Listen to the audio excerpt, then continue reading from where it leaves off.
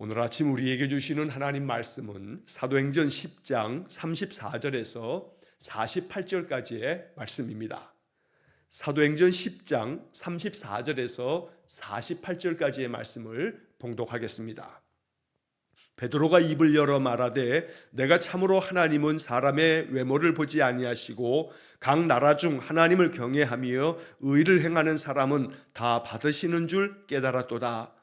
만유의 주 되신 예수 그리스도로 말미암아 화평의 복음을 전하사 이스라엘 자손들에게 보내신 말씀 곧 요한이 그 세례를 반포한 후에 갈릴리에서 시작하여 온 유대에 두루 전파된 그것을 너희도 알거니와 하나님이 나사렛 예수에게 성령과 능력을 기름 붓듯 하셨음에 그가 두루 다니시며 선한 일을 행하시고 마귀에게 눌린 모든 사람을 고치셨으니 이는 하나님이 함께 하셨습니다.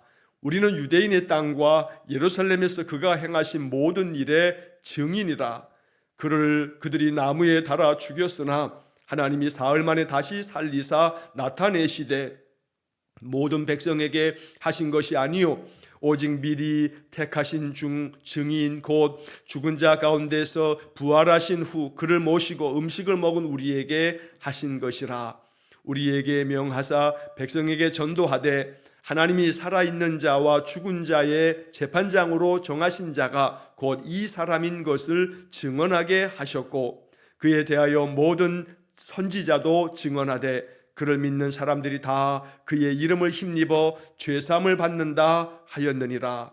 베드로가 이 말을 할 때에 성령이 말씀 듣는 모든 사람에게 내려오시니 베드로와 함께 온 할례 받은 신자들이 이방인들에게도 성령 부어 주심으로 말미암아 놀라니 이는 방언을 말하며 하나님 높임을 들음이로라. 이에 베드로가 이르되 이 사람들이 우리와 같이 성령을 받았으니 누가 능히 물로 세례 베품을 금하리요 하고 명하여 예수 그리스도의 이름으로 세례를 베풀라 하니라. 그들이 베드로에게 며칠 더 머물기를 청하니라. 아멘.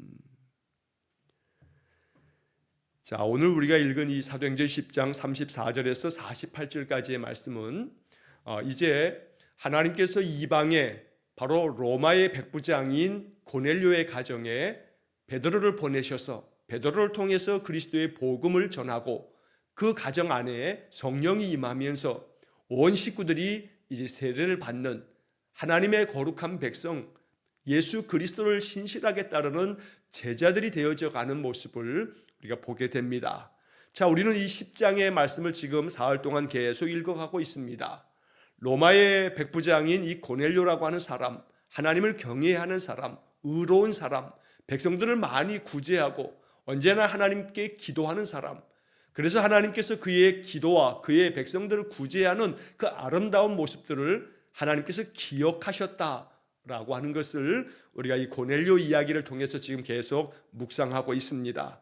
하나님께 기억된 바가 된 사람, 그의 모든 믿음과 행실이 하나님을 기쁘시게 함으로 하나님께서 베드로를 보내셔서 그 가정에 성령을 부어주시고 또한 그 가정이 예수 그리스도의 이름으로 세례를 받는 그런 은혜를 얻게 하셨던 것입니다.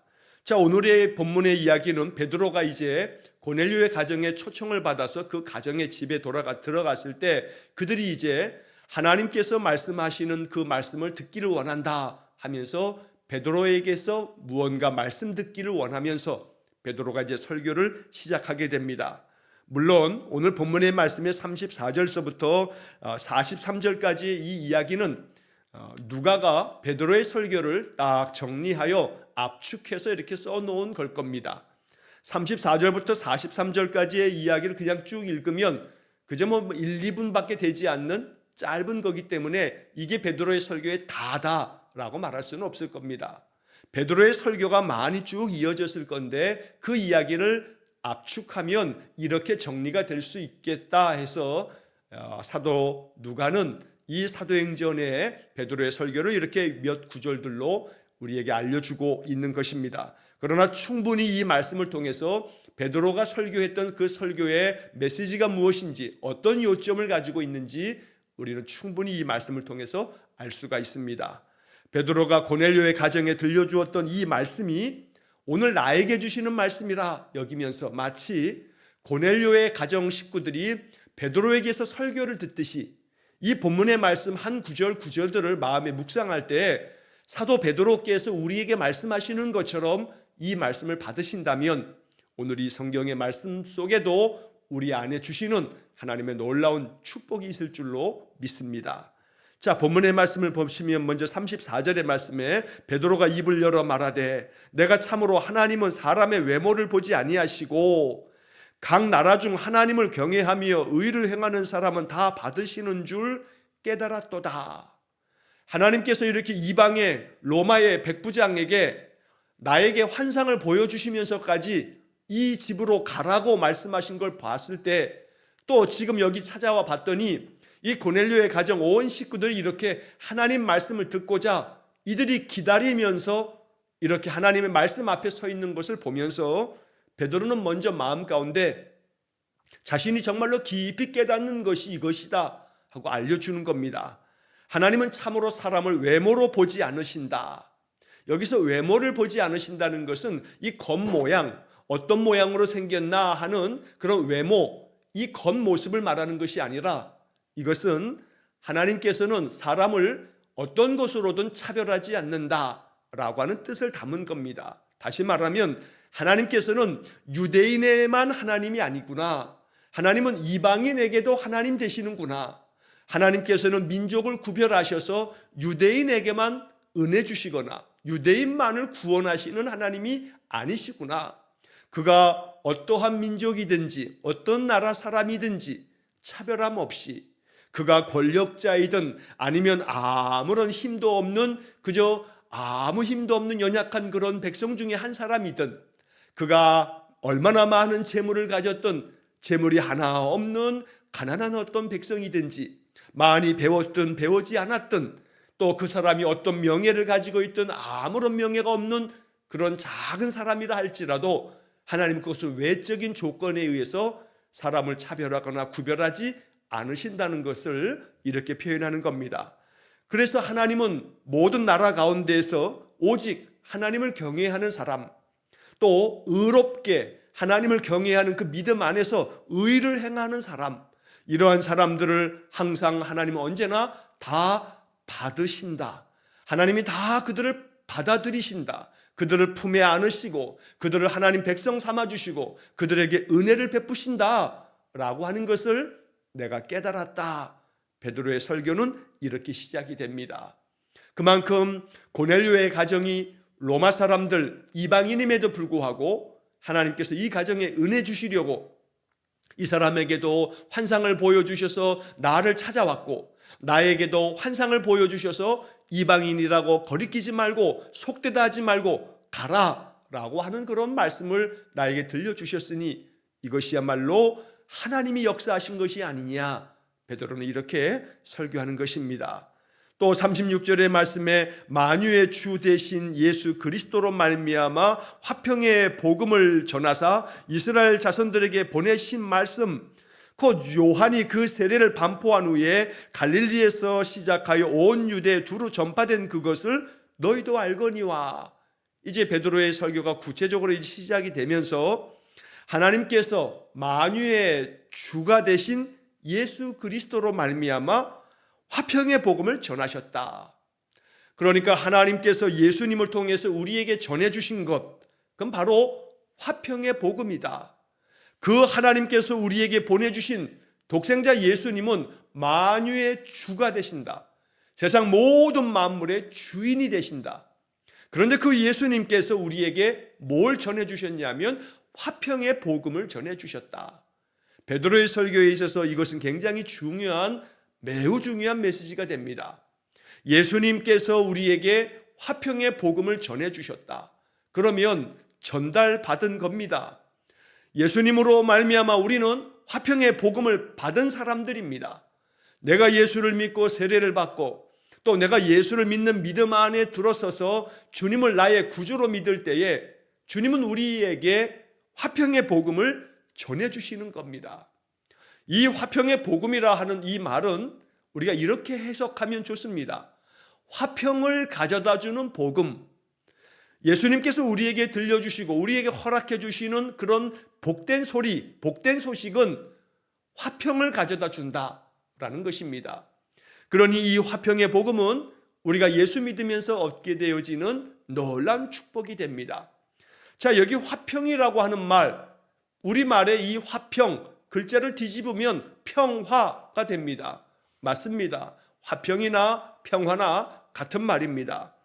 헬란 말로는 에이레네라고 하는 단어가 적혀져 있는데, 이 에이레네라고 하는 이 평화라고 하는, 화평이라고 하는 말은 사실은 구약 성경에서부터 오랫동안 이스라엘 백성들에게 가장 큰 하나님의 축복으로 여겨졌던 그런 내용입니다. 구약 성경에서부터 이스라엘 사람들은 하나님께서는 여호와 샬롬, 여호와 샬롬이라고 하는 것은 화평을 주시는 하나님, 평강을 주시는 하나님, 성경은 평강의 하나님 이렇게 번역도 합니다만, 여호와 샬롬, 이 샬롬이라고 하는 것은 이스라엘 사람들의 인사말입니다. 우리가 안녕하세요 라고 하는 안녕이라고 하는 인사말을 갖듯이 이스라엘 사람들은 늘 샬롬 하고 인사합니다. 이 샬롬이라고 하는 말이 헬라어로 바꾸면 에이레네가 되는 거고, 오늘 우리의 말로 바꾸면 화평, 평화라고 말할 수 있는 겁니다. 자, 그런데 이 샬롬이라고 하는 이 히브리 말, 에이레네라고 하는 이 헬란 말은 단순히 평화, 즉 전쟁이 없는 상태를 말하는 게 아닙니다. 이 평화라고 하는 이 샬롬은 전쟁이 없을 뿐만 아니라, 그래서 우리의 삶이 늘 안전하고 언제나 우리의 삶에 쉼과 안식이 있고 염려가 없는, 말 그대로 우리말이 참 좋습니다. 안녕. 이 안녕이라고 하는 그런 상태. 그런데 이것보다 더 나아가서 이 샬롬이라고 하는 말은 하나님의 은혜의 충족함, 충만함을 말하는 것입니다. 그래서 이스라엘 사람들이 샬롬이라고 말할 때에는 하나님의 은혜가 당신의 삶에 가득하기를 바랍니다 라고 하는 마음이 담겨져 있다는 것입니다. 예수님께서 우리에게 전하여 주신 복음이 그러한 겁니다. 예수님의 복음의 은혜가 우리 안에 충만하면 우리 안에는, 우리 삶에는 화평이 가득합니다. 평화가 충만해집니다. 병든 이에게는 건강함이 화평일 것이며, 또한 가난한 이들에게는 그 삶의 필요가 공급되어짐이 화평일 것입니다. 근심과 염려가 가득한 이에게는 근심과 염려가 다 사라지고 마음의 안식이 찾아오는 것이 화평일 것입니다. 하나님 안에서 우리는 늘 화평을 누리기 위해서 나에게 주시는 복음이 이렇게 내 삶에 자유함을 주며 내 삶에 기쁨과 감사가 넘쳐나는 그런 은혜를 주십시오 라고 이렇게 기도하면서, 예수님이 만유의 주인이 되시니 나에게 베풀어 주신 이 복음이 그리스도 예수님께서 하나님의 아들 되심과 십자가에 나의 모든 죄를 대속하여 죽으셨고 다시 부활하여 새 생명을 주셨기 때문에, 그리고 나에게는 보혜사 성령을 약속하셨고 내가 믿음 안에서 주님께로 가까이 나아가면 언제나 보혜사 성령을 충만하게 부어주셔서 내 마음에 성령 충만함으로 감사와 감격이 넘치는 삶이 살아갈 때 우리 안에 화평의 은혜가 충만해지는 것입니다. 이렇게 해서 베드로의 설교는 하나님께서 예수님을 이 땅에 보내심으로 우리에게 화평의 복음을 전해주셨다. 자, 그런데 이 화평의 복음이 이스라엘 자손들에게 보내신 그런 말씀인데, 바로 세례 요한이 이 땅에 오셔서 세례를 반포하시면서, 그러면서 갈릴리에서부터 온 유대에 두루 전파한 그 복음, 회개하라 천국이 가까웠다 하면서, 이제 나는 내 뒤에 오실 분은, 나는 물로 세례를 주지만 내 뒤에 오실 분은 불로 성령으로 세례를 베푸실 것이라는 그런 말씀들로 세례 요한의 사역이 시작되면서 바로 예수님께서 그 뒤에 이어서 이제 그리스도의 놀라운 평강의 복음을 전하여 주신 것을 이야기합니다. 자, 그래서 38절의 말씀에 보면 하나님이 나사렛 예수에게 성령과 능력을 기름 붓듯 하셨음에 그가 두루 다니시며 선한 일을 하시고 마귀에게 눌린 모든 사람을 고치셨으니 이는 하나님이 함께 하셨습니다. 이 38절의 말씀이 얼마나 은혜로운 말씀인지 모릅니다. 하나님께서 나사렛 예수님에게 성령과 능력을 기름 붓듯 하셨다. 여기서 기름 붓듯 하셨다라고 하는 이 비유적인 은유적인 이 표현은 바로 기름을 붓는다라고 하는 것은 하나님께서 구약 성경에서는 왕을 세울 때에 기름을 붓고 또한 제사장을 세울 때에 선지자를 세울 때 그의 머리에 하나님께서 명하신 대로 기름을 만들어서 그 하나님이 만드신 그 기름으로 그의 머리에 안수하며 기름을 붓습니다. 그래서 이것이 메시아 그리스도라고 하는 그 이름의 뜻이, 그리스도라고 하는 것은 기름 부음을 받은 자라고 하는 그런 뜻이 있습니다. 즉 하나님께서 나사렛 예수님에게 성령을 기름 부어 주시고 능력을 기름 부어 주셔서 주님께서 이 땅에 오셔서 온 이 유대 땅을 두루 다니시면서 선한 일을 하셨다. 이 선한 일을 하셨다는 것은 예수님께서 오셔서 우리 인생들의 많은 문제를 들어주시고 그 문제를 해결해 주신 것을 말하는 것입니다. 위로해 주셨고 용기를 북돋아 주셨고 생명을 주셨고 죽은 자까지 살리시면서 예수님은 선한 일을 행하셨습니다. 마귀에게 눌린 모든 사람들도 고쳐주셨습니다. 바로 이것이 예수님을 통해서 나타난 성령의 능력입니다. 그 성령의 능력을 하나님께서 나사렛 예수님에게 기름 붓듯 충만하게 부어주셨다는 겁니다. 이러한 모든 것들을 통해서 예수님은 하나님이 그분과 함께 계셨음을 나타내 보이셨다고 말씀합니다. 이처럼 우리가 믿는 예수님은 성령과 능력을 기름 붓듯 하셔서 우리에게 놀라운 은혜를 베풀어 주시는데 이제 우리는 마음 가운데 이제 믿습니다. 예수님께서 뭐라 말씀하셨냐 하면 이제 내가 가면 너희들에게 보혜사를 보내주겠다 말씀하셨습니다. 사도행전은 지금 그 역사를 이야기하고 있는 겁니다. 예수님이 승천하시고 난 후에 사도들에게 약속하신 것처럼 몇 날이 못되어 성령이 너희에게 임할 거다. 아버지가 약속하신 것이 임할 거다 라고 하신 말씀 그대로 제자들에게 성령이 임하시면서 이 사도행전에 놀라운 역사가 펼쳐지고 있는 것입니다. 우리는 마음 가운데 이 38절의 말씀을 나에게도 약속되어진 말씀이다 라고 믿어야겠습니다. 하나님께서 나에게도 성령과 능력을 기름 붓듯 해주셔서 우리가 이 인생의 삶을 성령의 은혜로 살고 성령께서 우리에게 부어주신 능력으로 사는 성도가 되어야겠습니다. 그로 인해서 우리가 늘 우리의 삶에서 선한 영향력을 미칠 수 있도록 선한 일을 행할 뿐만 아니라 마음에 눌려있는 사람들을 고쳐줄 줄 아는, 여러분 여기에 마귀에게 눌린 모든 사람을 고치셨다, 마귀에게 눌렸다라고 하는 이 표현을, 이 표현 자체로 인해서 걸려 넘어지면 안 됩니다. 다시 말하면 어쩌면 우리 주변에 많은 사람들이 마음에 눌림이 있습니다. 여러 가지 모양으로 인생의 괴로움이 많습니다. 그래서 마음이 언제나 무언가에 짓눌려 있듯이 압박을 당하듯 마음에 온갖 스트레스와 또 마음에 많은 멍해를 지고 한숨 쉬며 인생을 살아가는 사람들이 많습니다. 그들에게 평화의 복음, 화평의 복음을 전해줌으로써 그들 마음 가운데 기쁨이 발견되고 감사가 고백될 수 있도록 만들어준다면 오늘 이 말씀은 우리를 통해서도 이루어지는 겁니다. 마귀에게 눌렸다라고 하는 이 하나의 표현 때문에 마귀, 귀신, 귀신 들림 이런 것들에 우리가 얽매여서는 안 됩니다. 오직 이 말씀이 이야기하는 것은 결국 악한 영은 끊임없이 이 땅의 모든 사람들에게 생명을 앗아가고 인생의 멍해를 잔뜩 짊어지게 하면서 거기서 헤어나오지 못하게 하면서 정말로 마음 답답한 인생을 살아가게 합니다. 그러나 성령께서는 그러한 사람들의 마음에 평강을 주십니다. 화평을 주시며 평화를 부어주셔서 언제나 인생의 그 어떤 괴로움이 있어도 하나님이 나와 함께 계신다는 믿음으로써 모든 것들을 이겨나갈 수 있게 만듭니다.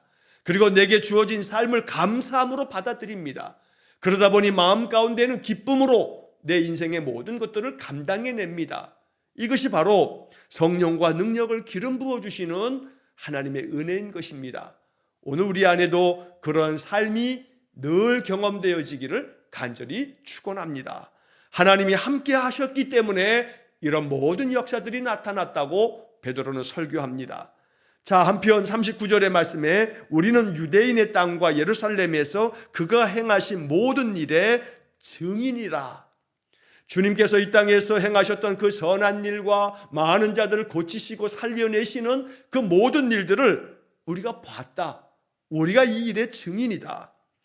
그들이 나무에 달아 죽였지만 사내들인 공회와 유대인들이 예수님을 십자가에 못 박으라고 주장하면서 나무에 달아 매달아 죽였으나 하나님이 사흘 만에 다시 살리셔서 나타내셨으니 우리는 그 다시 살아나신 예수님을 만난 증인이다. 이 증거는 확실한 증인들이 있기 때문에 이것은 참된 진리다. 베드로는 이렇게 말씀하는 겁니다.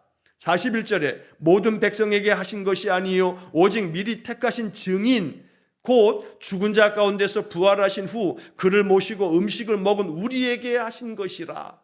우리가 증인인데 주님께서 부활하셔서 모든 사람에게 다 나타나 보이시지는 않으셨으나 우리에게 나타나셔서 우리와 함께 먹고 마시면서 함께 계셨으니 우리가 이 일에 증인이 되어서 이 모든 것을 전하는 것이라고 말씀합니다. 그래서 이제 42절 말씀 속에서 우리에게 명하사 백성에게 전도하되 하나님이 살아있는 자와 죽은 자의 재판장으로 정하신 자가 곧 이 사람인 것을 증언하게 하셨다. 우리가 지금 이렇게 전하는 모든 복음의 말씀의 가장 중심은 나사렛 예수님께서 이 땅에 오셔서 우리에게 구원의 은혜를 베푸셨는데 그러나 이 세상 사람들이 알지 못해서 십자가에 매달아 죽였으나 하나님께서 이 예수님을 다시 살리셔서 이 살아나신 예수님을 우리가 만났고 이 예수님께서 우리에게 명령하셔서 우리에게 전도하라고 명하셨으니 그래서 백성들에게 전도하라고 명령하셨기에 우리는 이렇게 하나님께서 살아있는 자와 죽은 자 가운데서 재판장 되시는 바로 예수님을 전하는 것이다. 베드로의 설교는 이렇게 이어지게 됩니다. 그리고 그 예수님에 대해서 모든 선지자들도 증언해 주었고 그를 믿는 모든 사람들이 다 그의 이름으로 말미암아 죄사함을 얻게 되었으니 이 은혜의 복음을 너희들이 듣고 이제 그리스도에게로 더 가까이 나올 것을 베드로가 이렇게 그들에게 말씀을 전하여 주었던 것입니다. 오늘 이 말씀을 읽으면서 우리는 다시 한번 마음 가운데 이렇게 기도합니다. 사도들이 부활하신 예수님을 만나고 예수님이 명하신 대로 백성에게 전도하는 삶을 살았던 것처럼 우리도 역시 마찬가지입니다. 우리에게도 그런 사명이 주어지는 것입니다. 예수 믿고 내 안에 성령이 계심을 믿으면서 주님께서 주시는 화평의 복음이 능력이 되어서 성령과 능력이 충만해짐으로 말미암아 언제나 우리에게도 명하신 주의 명령 전도하라. 그리스도의 그 부활의 은혜를 전해라. 예수님의 그 화평의 복음을 전해라 라고 하는 말씀 앞에 우리가 서 있습니다. 아멘. 주 예수님, 이 명령을 내가 받았으니 전도의 사명 감당하겠습니다. 이러한 마음의 기도가 우리 속에서부터 솟아나야 합니다. 여러분, 전도라 하니 마음 가운데 아이고 나는 전도를 잘 못하는데 라고 하는 마음에 벌써부터 마음에 주눅이 들면 안 됩니다. 쉬운 방법서부터 우리가 시작하고 있는 거 아니겠습니까? 그래서 우리 성도들이 이렇게 예배를 마치고 나면 제가 잠시 후에 이제 6시 50분이 되면 아침마다 아침 기도문을 제가 올려드립니다. 그러면 우리 성도들이 열심히 아침 기도문을 묵상하고 기도하면서 또 한날을 마음 가운데 하나님 앞에 초점을 맞춥니다. 그리고 나면 그 아침 기도문을 카톡에서 내가 알고 있는 많은 사람들에게 전달합니다. 여러분, 그런 가운데 그분들이 또 다른 사람들에게 전달하고 그 사람들이 또 다른 사람에게 전달하고 지금 그렇게 많은 사람들이 전달을 합니다. 작은 기도문 하나이지만 예수 이름으로 기도하는 그 작은 기도문을 내 아는 사람들에게 전달하는 거, 전도는 전달부터 시작이 됩니다. 그러므로 우리는 지금 전도하고 있는 겁니다. 마음 가운데 기도하면서 예수 이름으로 기도하는 작은 기도문 하나를 전달하다 보면 그 속에 하나님의 역사하심이 나타날 그날이 그 시간이 있을 줄로 믿습니다.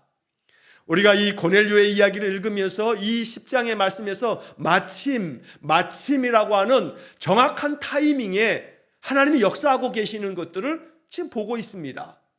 내가 전달해 주었던 어떤 기도문이, 또 내가 전달해 줬던 말씀 구절 한 구절이 어떤 사람들에게 어느 타이밍에 그들의 마음 가운데 위로가 되거나 용기가 되거나 희망이 되어지는 말씀이 될 수 있다는 겁니다.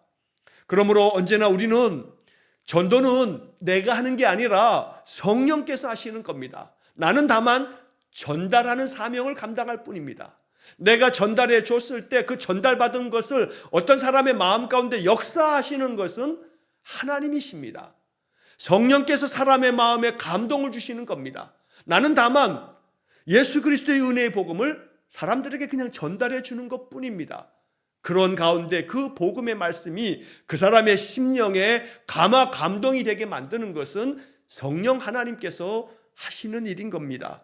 그러므로 오직 우리는 여기 지금 베드로가 얘기하는 것처럼 이런 모든 일의 증인이다. 나는 증인에 불과하다. 내가 보고, 내가 듣고, 내가 경험하고, 내가 은혜 안에서 누리고 있는 예수님의 이 복음의 은혜를 나는 보고 들은 대로, 내가 경험한 대로 말할 수밖에 없다라고 하는 제자들의 모습이 우리 안에 더욱더 확고하게 세워져야겠습니다.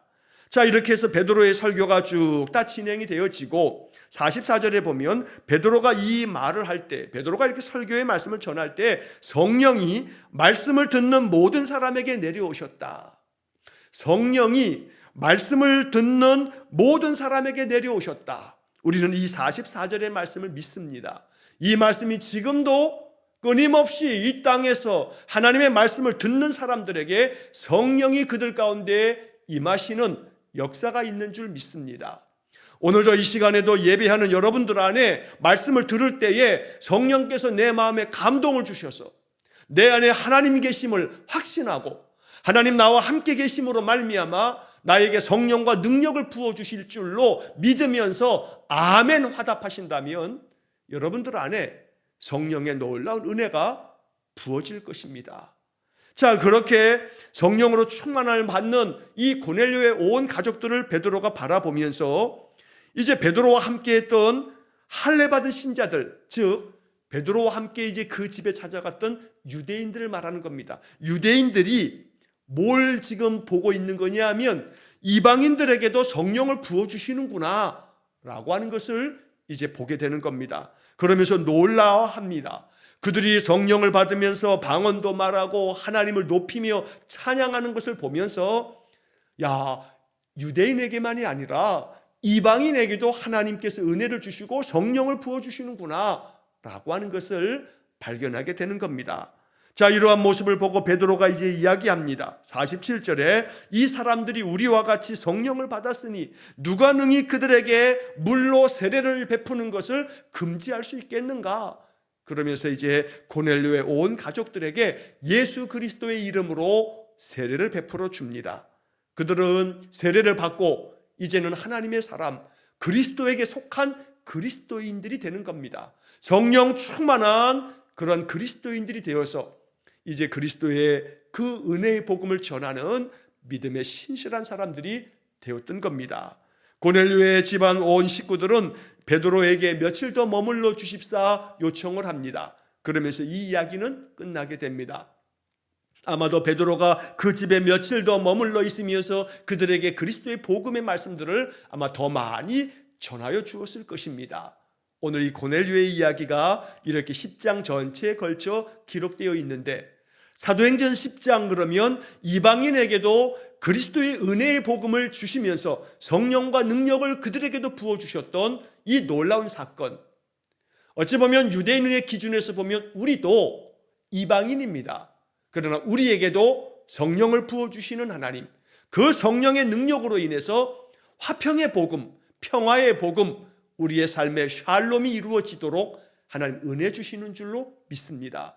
그러므로 오늘 한 날도 우리의 마음 가운데 샬롬, 하나님의 은혜가 충만하여 늘 평강이 가득하고 그래서 마음에서는 기쁨과 또 감사가 솟아나고 오늘 내게 주어진 삶을 기쁨으로 맞아 이 모든 것들을 아무리 힘겹고 어려운 일이 겹겹이 쌓여 있어도 주님의 능력으로 감당해 가면서 나에게 주신 명령, 이 화평의 복음을 전달하라, 이 말씀 앞에 또 순종하면서 언제나 하나님께서 기뻐하시는 신실한 믿음의 신자가 되시기를 주의 이름으로 간절히 축원합니다. 기도하겠습니다. 자비로우신 아버지 하나님, 고넬료의 가정 온 식구들이 모여 베드로의 말씀을 들을 때에 성령께서 그들에게 임하사 그들로 하여금 성령의 능력과 지혜를 충만히 부으심처럼 우리도 간절한 마음으로 사모합니다. 우리에게 주신 이 화평의 복음이 우리 안에 있습니다. 우리가 아멘으로 이 말씀을 받아 날마다 하나님 앞으로 나아갑니다. 우리에게도 샬롬, 화평을 부어주셔서 우리의 삶의 모든 것들이 하나님의 은혜로만 충만해지도록 역사해 주옵소서. 이제 우리에게도 명하사 그리스도의 화평의 복음을 전달하는 귀한 사명을 베풀어 주셔서 그 사명 잘 감당할 수 있도록 인도해 주시고, 우리가 날 아침마다 하나님의 말씀을 전하고 작은 기도문 하나를 전달하면서 우리의 마음에 기도하고 사람들을 만날 때마다 선한 일을 통해 그들에게 그리스도의 화평의 복음을 전할 때에 그 속에 놀라운 역사들이 나타나도록 성령께서 역사해 주옵소서. 나의 모든 인생의 삶이 성령의 감동이 있는 삶이요, 성령이 이끄시는 대로 살아가는 그러한 신자 되기 원하오니 우리 예배하는 모든 성도들에게 이 말씀을 마음 깊이 아멘으로 화답하는 모든 성도들에게 하나님 우리에게 성령의 능력을 기름 붓듯 부어 주옵소서. 한날의 모든 삶을 주님께 의탁하오며 예수님 이름으로 기도하옵나이다. 아멘. 우리 구주 예수 그리스도의 은혜와 하나님 아버지의 극진하신 사랑과 성령의 교통하심이 성령의 능력으로 기름 부음을 받아 화평의 복음을 전하는 귀한 사명 감당키를 원하는 머리 숙인 귀한 성도들 위에와 저들 가정과 온 가족들 위에 영원토록 함께 하시길 축원하옵나이다. 아멘.